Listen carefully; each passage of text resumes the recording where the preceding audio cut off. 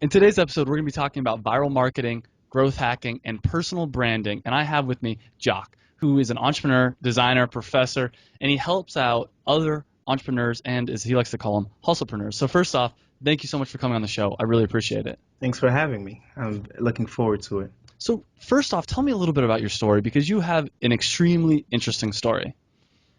I think, that, so I was born in Haiti. Came to this country in 2000, September, and didn't speak any English, that kind of thing.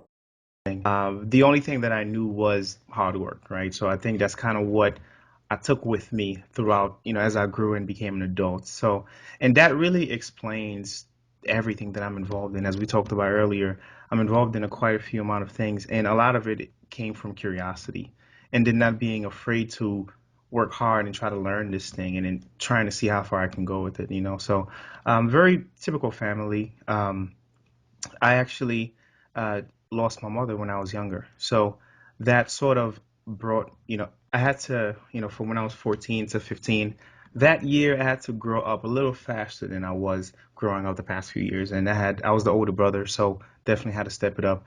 But I definitely think a lot of those earlier experiences from my mother passing away and becoming almost like the second dad, right? So a lot of those things are what I was able to take with me. And now that I'm in the world of entrepreneurship, it's allowing me to better deal with employees, partners, and clients and things like that. Oh, absolutely. So before we got started, you were telling me a little bit about your app and how you kind of hacked the internet and kind of got a bunch of views to this app. So can you tell a little bit about that story as well? Yeah, we're a social media agency, focus a lot on viral marketing, and a lot of the clients we're working with, they're not as risk takers as we like them to be. So that's kind of something you get in the industry. So around April, it was actually the midway through March this year, we decided that it's like we were bored and we wanted to do something, and it was just so ironic that April Fools was coming up. So we decided to spend a week. Our whole team kind of met together. We spent a week and decided we'll create something that'll prank the internet. So that was our goal. And our goal was in 1 week, we'll create something and we'll try to make it go viral. And then we needed to go viral close enough to April Fool's Day so that it's not like we started a couple months ago and no one could have thought it was April Fool's, but also not too close either. So I'll fast forward the story. I think April Fool's Day was on Wednesday. And we decided that Friday, so the Friday right before the Wednesday, is when we were going to release it. So we had the whole thing done, and we came up with this idea called CHUTE. Essentially, CHUTE, we got the word from parachute. It's basically this app that your phone, it's only available on iOS. And once you drop your phone and in the fall, based on the speed of it, the app is running in the background and it reads that your phone is falling and it starts vibrating this motion that breaks your phone's fall. It sounds believable, especially with our copywriters, but it wasn't actually believable. I mean, it's not possible yet. Mhm. At least the technology doesn't exist yet. So we spent the week. Our designers got involved and designed the whole mock-up of the app, the screen. We put together a landing page with a early sign-up form for beta access. Um, we put together the right copy. We put together an FAQ section. I mean, everything you could think about. That we even we created social media pages, Facebook, Twitter, that kind of thing, and even created a founder, Daniel O'Connor. We created a founder for the app, so that no matter how far back you can go, there's some sort of. It was extremely believable that this app was real. So what happened is, so that Friday, we released everything. Everything was online. And our first ways of promoting the app, using a few growth hacking tactics, we went to Twitter and reverse search everybody who was talking about things like, just broke my phone screen or phone screen shattered, whatever it is. And we would respond to those people from the Shoot Twitter page and just say, hey, that's a bummer. Next time, we're here, stuff like that. And people started tagging their friends and letting their friends know, hey, didn't you break your phone? Stuff like that. Was this So all you did this by hand? You actually this wasn't automated at all. You'd actually go in no, and this was okay. not automatic. Just because that was the way to make it more believable, Hmm. right? I mean, by saying, hey, Angie, and let's say their Twitter profile name was at Angie with two A's, but you know what their real name is based on that. So we had to do it by hand. But it didn't take much. We wanted to do that just from some early traction, just to almost test the whole thing out. So we probably spent about 2 hours doing that stuff. And I probably forgot to add, we also created a video, a video of the app working. And basically, we have a case study on our website, but on one angle, I'm standing there, I drop my phone, then it goes off screen. Then on another angle, we have the camera on the bottom, you just on the floor, and I drop it from a very low angle. And so that we merge the shot together. And if you don't know video production, you would believe that this app really dropped from the straight through and it did not shatter. So we made the whole thing completely believable.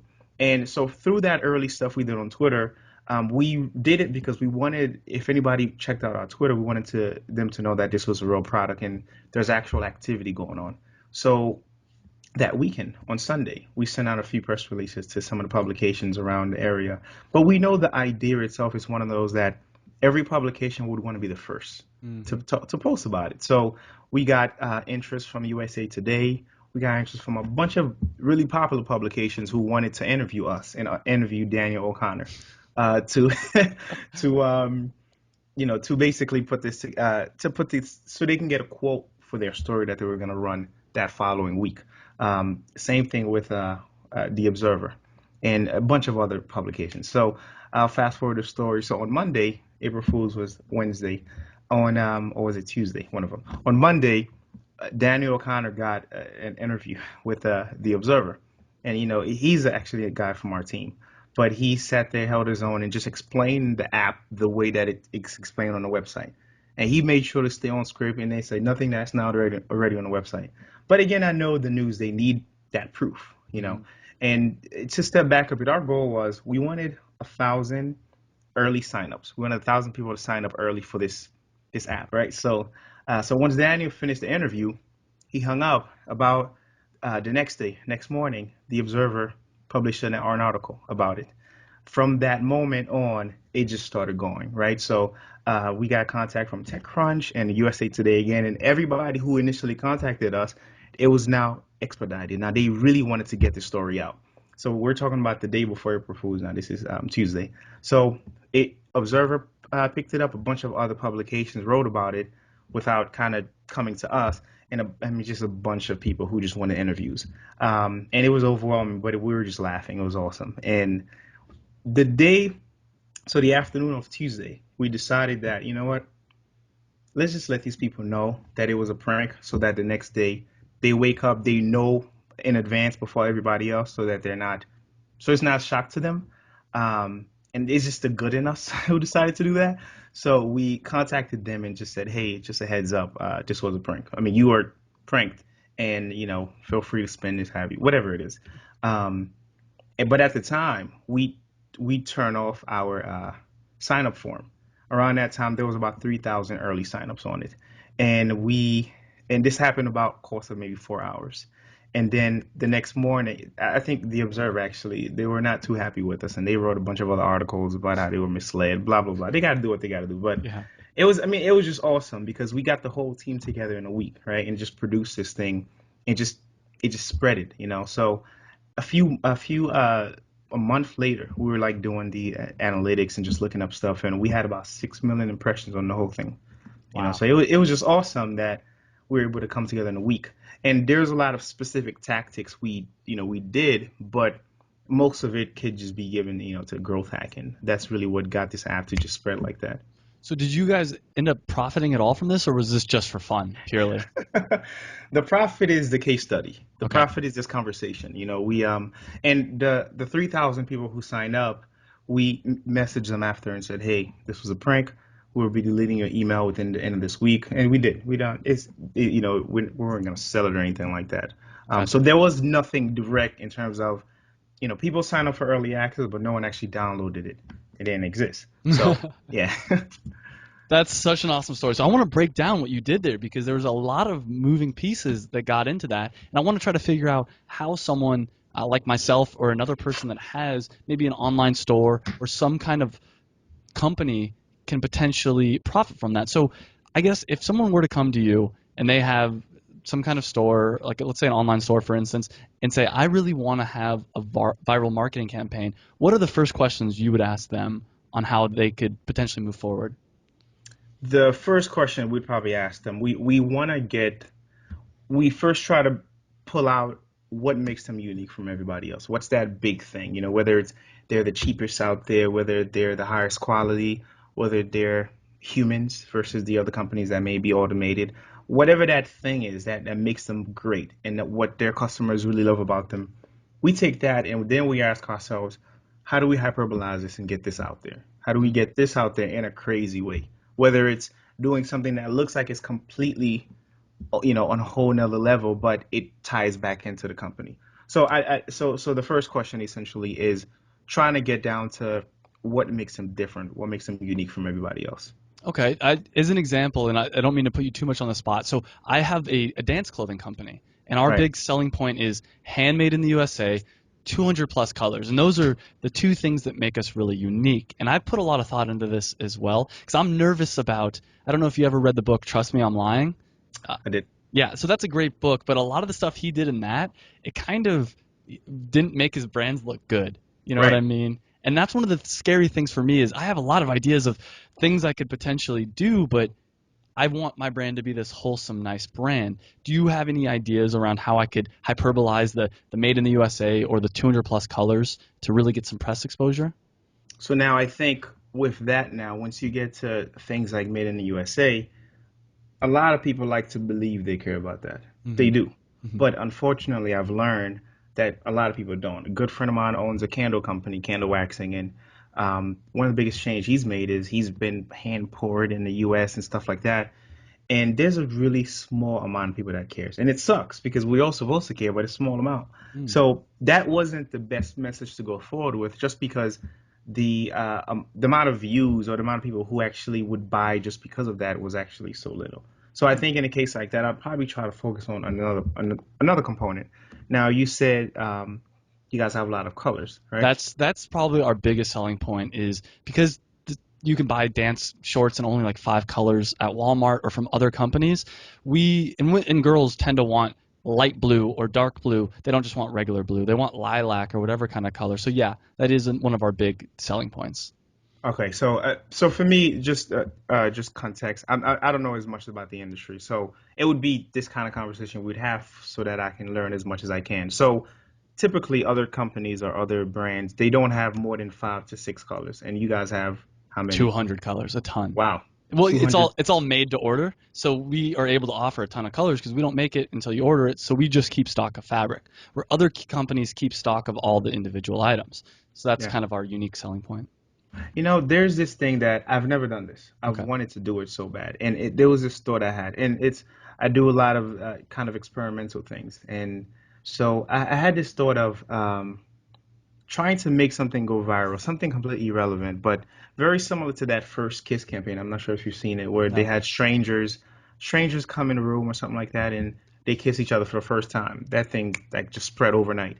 Okay. But then that was really, and I think 2 million views the first day, something like that. But the whole marketing was actually it was a clothing brand. They were Hmm. all wearing the apparel of that company. Hmm. So I mean, it was completely irrelevant, but eventually they came back out and they let it know. So I'm thinking even I know you're on the West Coast, right? Hmm. Yeah, so I'm headed to LA soon, next few months from now. So I've not actually never been to LA, but I know in New York City, just like a very simple, easy to execute idea is it's very common to see dancers in the subway. It's a common thing. You know what I mean? So now I'm just imagining you see dancers every day, they have their streetwear or whatever it is, and they may try to sync with their clothes, but it's never too crazy. I'm just thinking, I know it would catch a lot of eyeballs if there were a bunch of dancers dancing together, all wearing either the same thing or the same, they're matching in a certain way, and those colors were brighter than, average. I mean, we're talking about colors that people just don't see every day. Gotcha. I know that that alone would at least grab the attention. It would not only would it grab attention, it would grab and people would want to actually share. Hmm. So now the question is, what are we doing? I think if you were able to find just a crazy dancer. I'm talking about somebody who's abnormal. You see those videos online, those videos that go viral of some guy doing some trick that just nobody could do. You tie that trick or that talent to that clothing, to the brand, and then you create this video. Let's just say hypothetically, there was, I don't know what the clothing look like, but maybe there's a logo there with the website or something like that. What will be shared online is the skills, right? It is the great skill of this guy doing flip, whatever he's doing. And I only say New York City subway because it's very common to see dancers there. So that's what people are sharing. They want to be the first to tell their friends, like, "Oh man, did you see this guy? This is crazy. You need to see this." But what's happening is, as far as that guy's talent is going, your clothing is going with them. Somebody. It's not going to be 100%. It's not even going to be 50%. But there's a high percentage of people that looks beyond the dancing, especially people who's into fashion, people who's into basically your customers. Yeah. And they look at whatever apparel he's wearing, if there's any indication of brand name or a website or something like that, they're going to look deeper into it.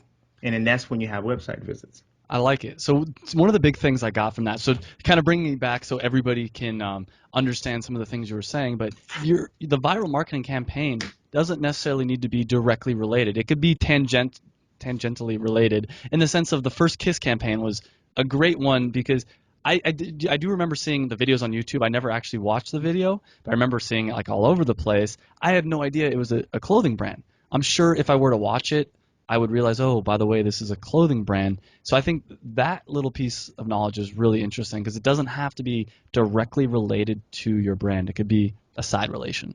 Right, exactly. And as long as they can work together, I mean, the people who's going to be wearing the clothes, they're either dancers, right? Or so them seeing that picture online. I have a lot of dancers.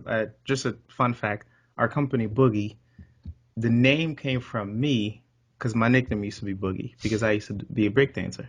Nice. So I'm familiar with the dance, not as much as the apparel, but the dance side of things. I'm very familiar with it.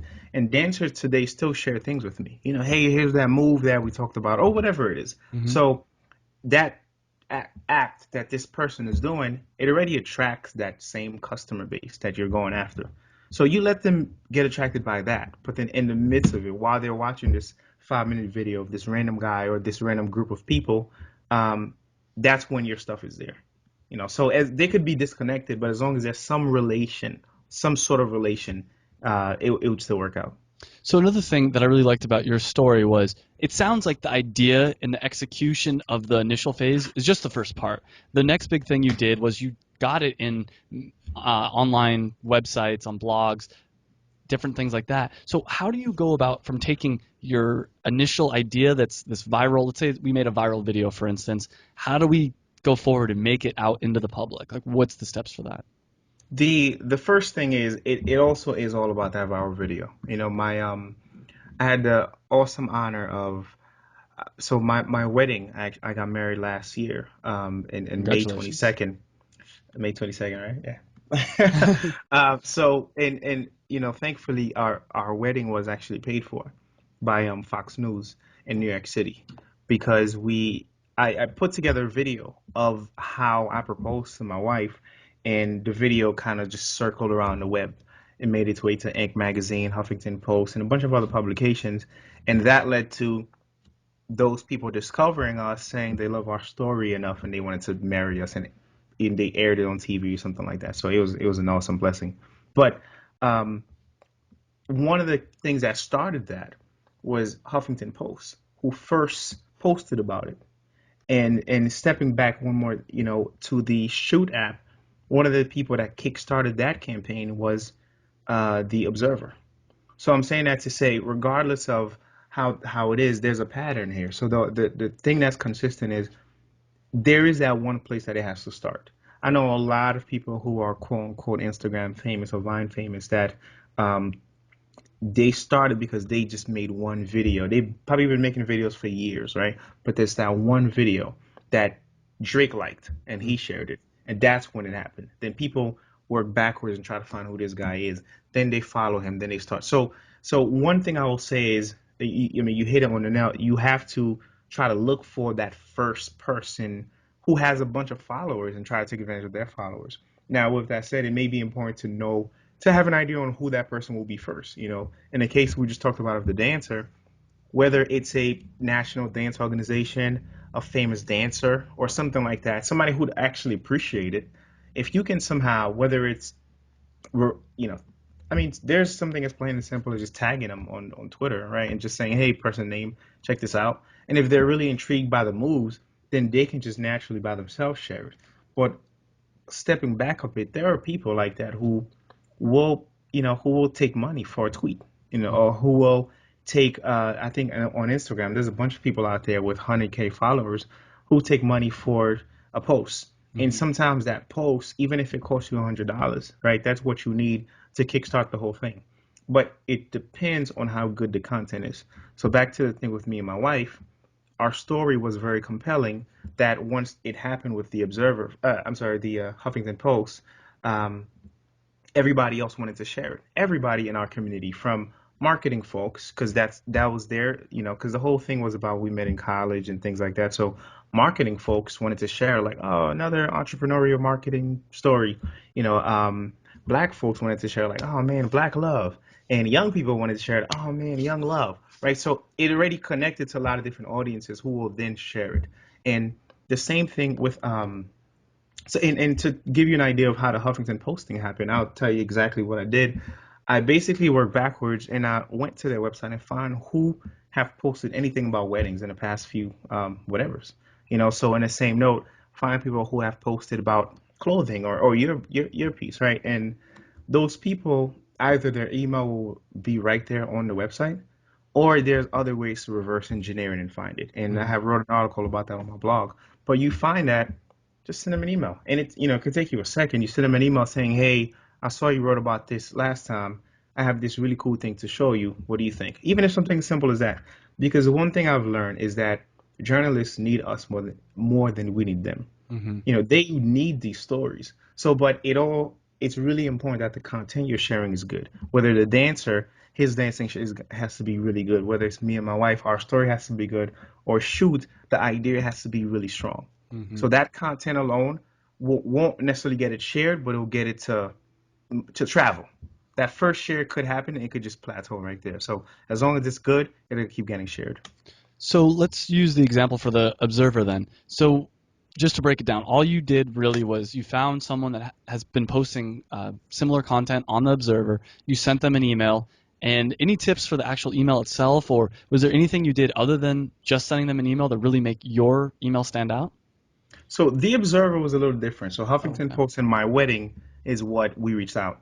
The Observer, we did not we tried as much as we could to keep our faces and ourselves out of it. So we sent a press release out. Okay. There's like a list of startup writers, basically the same thing that we do. There's somebody who done it before and just made a list of like 500 startup writers, and I think I saw that on like Producon, and it's like $10 for a whole 500 list of startup writers. So I knew they would be interested in that type of content. So we just wrote a press release. My wife actually put it together. A very compelling press release that talks about the founder, why we came up with the product, how we came up with it. Here's the screenshot, things like that. I don't think the Huffington Post message was very informal. It was, hey man, I saw you posted blah blah blah. I don't know, maybe this may be something you're interested in. And he responded to me and said it's live. I Wow. said, excuse me? He said, no, I posted it. Right. So that's kind of how that happened. And it led to all this stuff, including my free wedding. Right. And it took me a second to do it. But the Observer one was they saw a story that through the press release, which is the formal way to do this, they saw the press story that they want to be the first to talk about. So they reached out to us and said, hey, and they and a lot of other people, they were the ones who were available on Monday because we were trying to basically set appointments. Um, but either way, it could happen as long as you're sending this message right to the person who normally writes things like that, whether it's the startup writer or the wedding writer, essentially. So when you said release the press release, how do you do that? Is it through one of those like PR type blogs, or was it, or websites I should say, or did you send individually all these different writers that press release? So for shoot, what we did was we were going to so it's the same process as writing a press release and an email and sending it to them one by one. Hmm. Except there are programs out there that does it for you where you don't have to do that. So Gotcha. I think we use PR.co, I think it was called. Okay. It's a platform where you put in the lists that you want to use, you write your content, and you just push a button, and it just like it fills in, F name here, and then it just puts their road name, that kind of thing. So, but it's not something that you could have done the same thing with Mailchimp, could have done the same thing with other ones.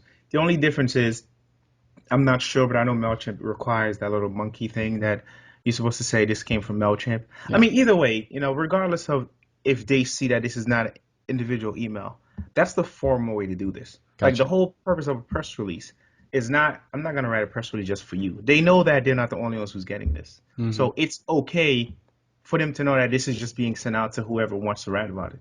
It's a story that they really care about. But in terms of the whole writing piece, we went more traditional with the shoot Hmm. and less traditional with the wedding. But either way, one of them will work out than the other. One more question on the wedding. Did you Yes, just sir. send it to one writer and it just happened that that one writer really liked it? Or did you kind of blanket send it to a bunch of people hoping that one of the 5 to 10 people would pick it up? I think I sent it to 4 or 5 writers, different publications. So just one per publication.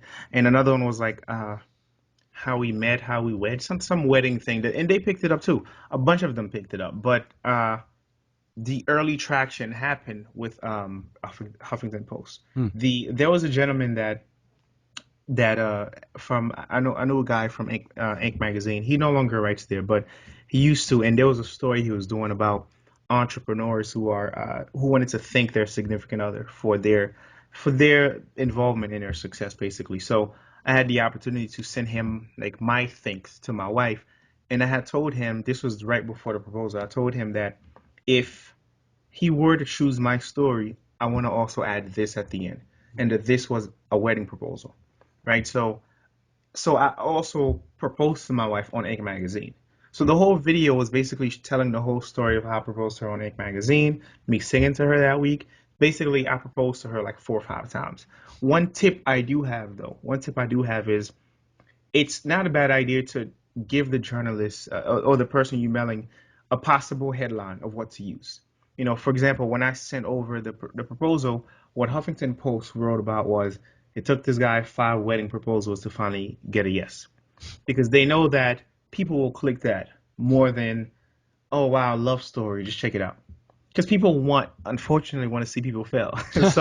So we did not do that. We did not give them that. But when I saw how much he changed the whole way he pitched it to the gentleman who wrote the article, that's when I learned that. And for shoot, we did that. We kind of pitched them exactly what, and they wrote about it with the same title we came up with. So allow them to see the angle that you want them to use, but also keep in mind who their audiences are. If you have something you're sending out to BuzzFeed, understand that BuzzFeed is not gonna write anything about this very cute story. Check it out. That's not BuzzFeed. Hmm. BuzzFeed will probably include you in a list of, 5 wedding proposals of the year or 5 wedding proposal fails, right? So if it was a fail or something like that, you pitch it to them in that way, Hmm. because that's speaking their language. You're already doing half the work for them already. So once you have your whatever it is, like something released out into the websites, out into the internet, how do you capitalize on that? So for instance, with Shoot, you got this one observer post, which is great, but I think a lot of people don't go forward and capitalize on that. So how do you recommend capitalizing? So if shoot was real, what would have happened is we would have had a great 15 minutes of fame that entire week. Hmm. Because since even after we told the Observer, hey, this was a prank, and they wrote some really not nice articles about us, the other publications, we told them, hey, we won't be meeting you this Friday. By the way, this is a prank. So we told them that anyone who was not able to meet us before April Fool's Day, we told them, hey, this was a prank. But if this was a real app, we would have had those meetings, Hmm. and we would have had those coverages, and we would have had those different audiences. So that right there would have at least started it, right? In addition, we also got picked up in a few lists of like top pranks for April Fools that with the likes of the Googles of the world and people like that. So that was also a good thing we can claim, and we got a lot of job applications around that time. Shoot itself, there were engineers who's like, hey, I love to build shoot for Windows. I love to build shoot for Android. So it was hysterical. But I think ways to keep that momentum going. One, take as much opportunity as you can, especially once things are high. You know, it's cool to have an app like that go viral when it's on RSVP. I'm sorry, early access mode or sign up for our beta, but it works better when you're actually launched Mm. because now people can actually go and buy. I mean, people will actually go and buy, and that's one quick way to capitalize on it. But if you can't do that, make sure you're capturing these people going to your website, like we were doing with the sign up thing. So if we hadn't closed it, shut it down, we estimate at least 20 people who would have signed up for early access for Shoot. And it would have probably kept them going. The narrative, we stopped it after about, 5 hours and told them, and they edited the article and said, hey, by the way, this was a prank.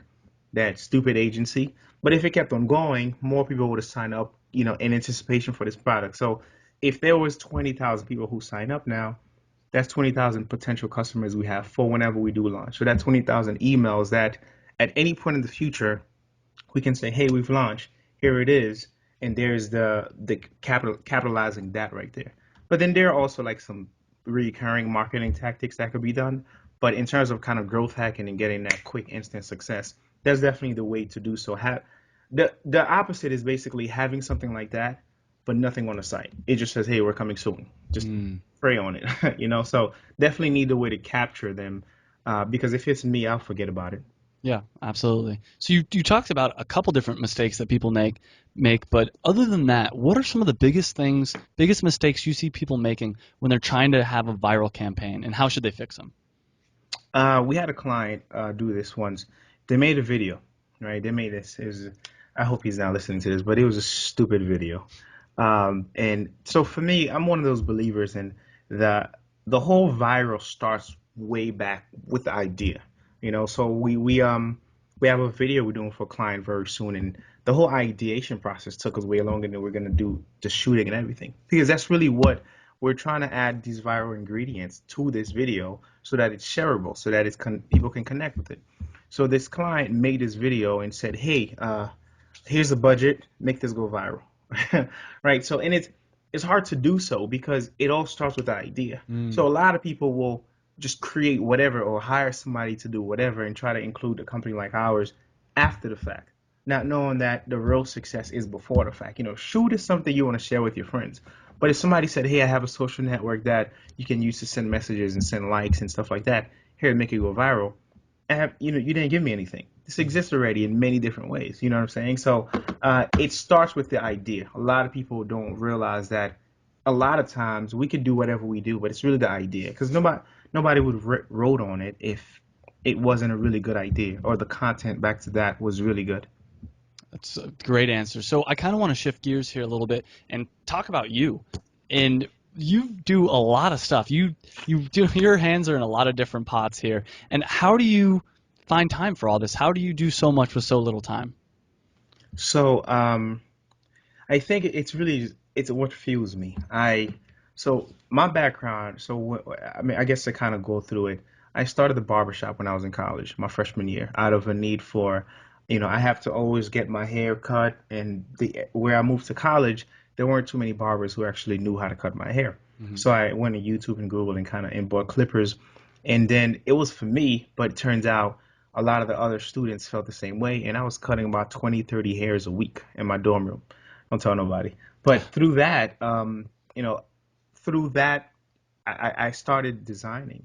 I started designing for nightclubs and things like that. So the whole balancing thing, I started from a younger age. So I was cutting hair, and then I was cutting hair of the people who's going to parties that I made the flyers for, and then I started hosting my own parties.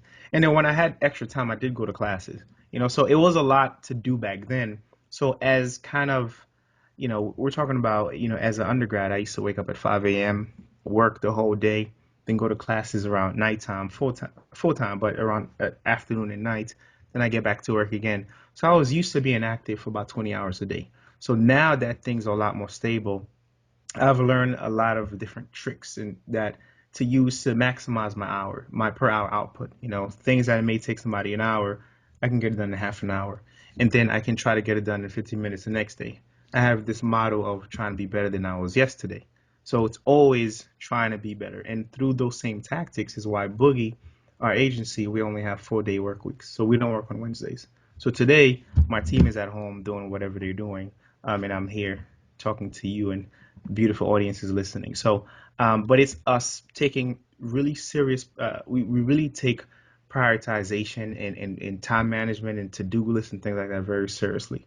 Um, Go ahead. Yeah. So what kind of tips would you have? Because it sounds like you've been doing this for so long now that it's just become who you are. But if someone's listening to this and they're like, man, I want to be more like this guy. I want to work smarter and harder. Is there any quick tips or techniques that you could recommend? And I think what you just said is actually golden because a lot of people work hard and a lot of people work smart. And there's a lot of people like myself, who I consider hustlepreneurs, or those who work smarter and harder.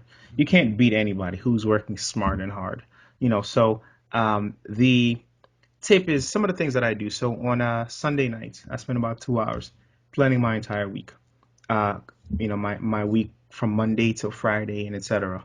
So on Sunday nights, I know what I'm gonna do every single day, every single hour. And what that does is it makes it harder for you to get distracted because you already know what you have to do. And because you gave yourself those exact tasks, you start feeling bad if you're missing those deadlines to yourself. So every single morning I spend about 5-10 minutes going over my schedule again to confirm. So by looking at my schedule for 10 minutes, I'm saving myself time because if I did not and I just kind of went straight into the day, anybody can distract me. Anybody could ask me to join their meeting for an hour, join this conversation and that. But just reminding yourself of what you have going on, just being conscious about your schedule is a good way to actually keep it going. The third thing is I don't check my emails. Hmm. I don't check them. It used to, and a lot of these tips I got from reading a lot of books, but one of my favorite books, top two, top three, is The 4 Hour Work Week by Tim Tim Ferriss. Ferriss, yeah. That's the guy. So one of his advice about checking your emails a few times a day, I think I took that and just ran with it. So because of that, I check my emails literally.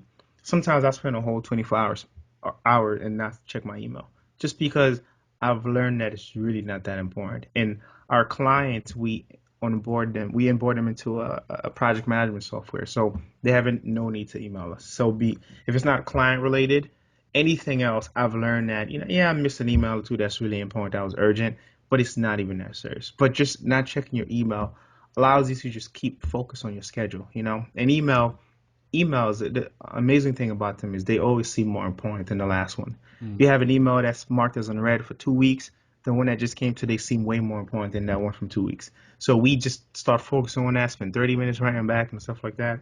So I just don't check them. It's not even worth it. On the Sundays, you say you kind of plan out your whole week. Do you plan it out like Monday, for instance, you'd have a goal that you'd like to get done? Or do you plan out hour by hour? I'm going to spend an hour in this meeting, then I'm going to spend an hour working on this. How do you do that?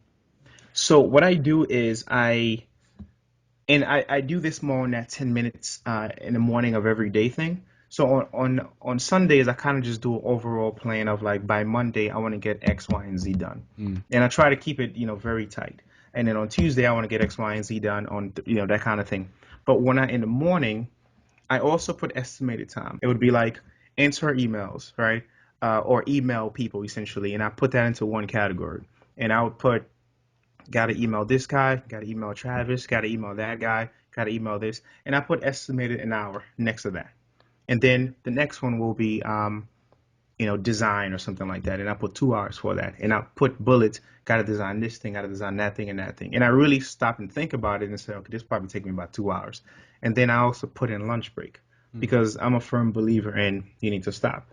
I don't always take my own advice, but I tell my team all the time, that's the worst thing you can do is not stopping. Because if you work in an 8 hour day, you work from 9 to 10, you're performing at 100%, 10 to 11, 100%, 11 to 12, maybe 80%, Mm-hmm. 12 to 1, maybe 60%, and you just keep going down. But if you had stop and just stop for 30 minutes and start back, you just go back to starting about 100% again. And if you do the math, you actually end up being more productive by stopping and taking a break than if you didn't stop. So I put hours next to the stuff I need to do, and I don't fill my day for more than 80%. So if I'm working 8 hours, I put enough tasks for 6 hours, Hmm, just in case. I And like then that. at the end of every single task, so our team, we have this thing called float schedule that we use to put how long we spend on certain tasks. So at the end of every one, we put in, I spent 2 hours designing, I spent X, Y, and Z, and now we're able to see, okay, this took me shorter time than I thought, or longer time than I thought. And if it's shorter, you can, do the whole day. And since I had already planned my day from Sunday, I can look at tomorrow and pull out something that I already had planned and make my tomorrow shorter and just keep, pulling things away. But one thing people do wrong is once they miss something from that day, they go the next day and just start from scratch, and that one thing just is trailing. But Hmm, what we do is we take whatever you miss and just move it to the next day, and it's the first thing because it's behind. yeah. You talked about like recording how long different tasks take you. Is that in a computer program or is that by hand or how do you do that? So we use this program called Float Schedule. Okay. It's the whole team uses it. Basically, it's our way of trying to stay on. We're able to kind of see how long things are taking us, and we can look at, a month ago this should take me 20 minutes. Today's taking me 10. That's growth, that kind of thing. But it's a software called it's floatschedule.com. Okay, I'll It's check I it. think they were just in beta or something like that just the other day, but they came at the right time because it was a conversation we were having. Before that, we used to just alter the to-do list that we made. So like I would probably put an hour there, and then once I finish, I would just alter it and put an hour and a half or 30 minutes. So and I would just like go about the day that way. Great. This has been an amazing interview. I have one more question for you, and it's a big one. And it's what advice would you give to people in their 20s? And this is kind of general advice that you wish maybe you would have known earlier on, or you wish you could just tell the world. I think that the two first things that came to mind, one is it's never as serious as it seems. Just because we make a lot of mistakes and we get embarrassed by them, and we just think people will judge us. It's never as serious as it seems. But and the second thing is don't be afraid to work hard. There's a lot of ways to success. The only one that I know is working hard. That's the one that has worked for me, and so it's proven itself. And working smart and hard. So I think. Especially because we're young, we have the energy to do so. I have the time, I look at it as I have 30 hours a day. I do all this stuff and I still go to the gym every single day. I still go running and stuff like that. So we have nothing but time. But just don't be afraid to work hard. You work hard, you get what you want. Awesome advice. Where can people find out more about you? So I have a blog that I run, which is jacquesbastien.com. You can also get to the same blog with the domain name hustlepreneur.co. That's hustle, hustlepreneur.co. Not com, co. Still trying to get the com. So besides that, I'm on Twitter, Instagram, Facebook, and every other platform you can think about under Jacques H. Bastien. Awesome. I'll So put all the links in the show notes. Thank you, Jacques, so much for coming on. I really appreciate it. awesome. Thanks for having me. Hey guys, I hope you enjoyed that video. And if you did, make sure you hit the big red subscribe button down below. You can also check me out on Facebook and on Twitter. And I release a new video every Monday. And by hitting that subscribe button, you'll get those new videos every Monday. And this is really a podcast. It's also a website. You can check out the website. It's howtodoyour20s.com. I'll put a link right over here as well. And what it's all about is trying to improve your life. And we specifically focus on things that people in their 20s are interested in. So make sure you like the video if you liked it. Subscribe, like us on Facebook and Twitter, whatever. But I hope you enjoyed the video, and I hope to see you again on another video.